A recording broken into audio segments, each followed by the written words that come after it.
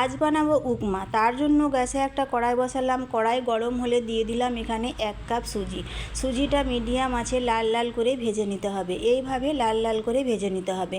ভাজা হয়ে গেলে সুজিটা অন্য একটা পাত্রে ঢেলে নিতে হবে। তারপর কড়াইয়ে পরিমাণ মতো সাদা তেল দিতে হবে। তেল যখন গরম হয়ে যাবে তখন দিয়ে দেবো 1/2 চামচ কালো সর্ষে ফোড়ন।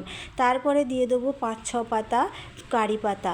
কারি পাতাটা দেওয়ার পরে দিয়ে দেবো 2টো মিডিয়াম সাইজের পেঁয়াজ। পেঁয়াজটা দেওয়ার পরে দিয়ে দেবো পরিমাণ মতো নুন। দিয়ে পেঁয়াজটা ভালো করে লাল লাল করে ভেজে নেব। তারপরে দিয়ে দেবো 1/2 চামচ আদা বাটাটা। আদা বাটার যখন কাঁচা গন্ধ চলে যাবে তখন দিয়ে দেবো 1/2 চামচ হলুদ গুঁড়ো, 1/2 চামচ জিরে গুঁড়ো, আর দিয়ে দেবো পরিমাণ মতো ধনেপাতা কুচি। এখানে আমি কাঁচা লঙ্কাও দিয়েছি, এটা ক্যামেরাবন্দি হয়নি।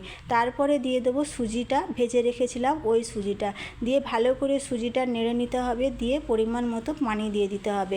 পরিমাণ মতো পানি দিয়ে হাই আঁচে ফুটতে দিতে হবে।